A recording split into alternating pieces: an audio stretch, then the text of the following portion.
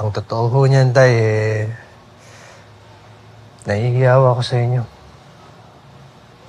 Alam kong ilang beses yung sinabi na wala kayong kinalaman dun sa pagkamatay ni Vice Mayor, pero hindi ko kayo pinaniwalaan.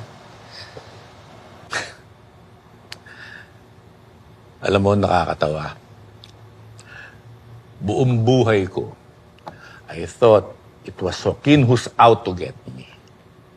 Eh, sino ba naman ang mag-aakala na yung anak pa lang may sa demonyo? Inaanak ko pa yun, kinakapatid mo. Pero alam mo, hindi naman ako nagsisisi na nakulong ako eh. Dahil hindi ko ipagpapalit yung naging experience ko sa loob.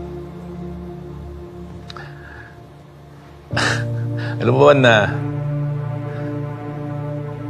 mas may isang salita pa yung mga tao sa loob?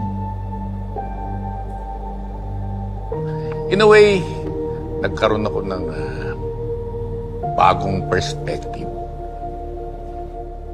Perspective? Perspective, dahil bago ako nakulong. Puro mga material na bagay ang mahalaga para sa akin. Pero ngayon, nagbago na. Hindi na. Alam mo ko, no? Ano? Oras. Yung oras na makasama ko ang mahal ko sa buhay. Kaya, huwag na tayo mag-aksaya ng oras para dyan sa mga bagay na hindi na natin maibabalik.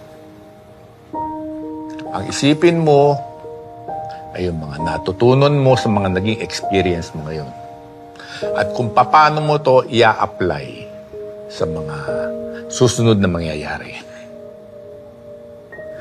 Hindi pa naman siguro huli ang lahat, ano?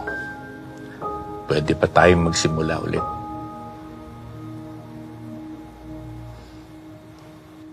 Pwede pa, Tay. Sa pagkakataong to, hayaan niyo ako na mabumawi sa inyo. Alam ko na kung saan tayo magsisimula.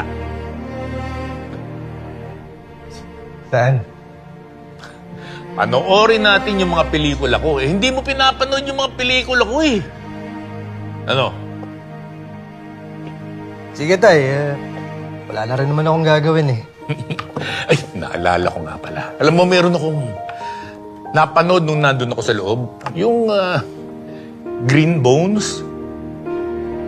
Ang gandang pelikula. Ang galing ng artista doon, yung Dennis Trillo. Napanood mo ba yun?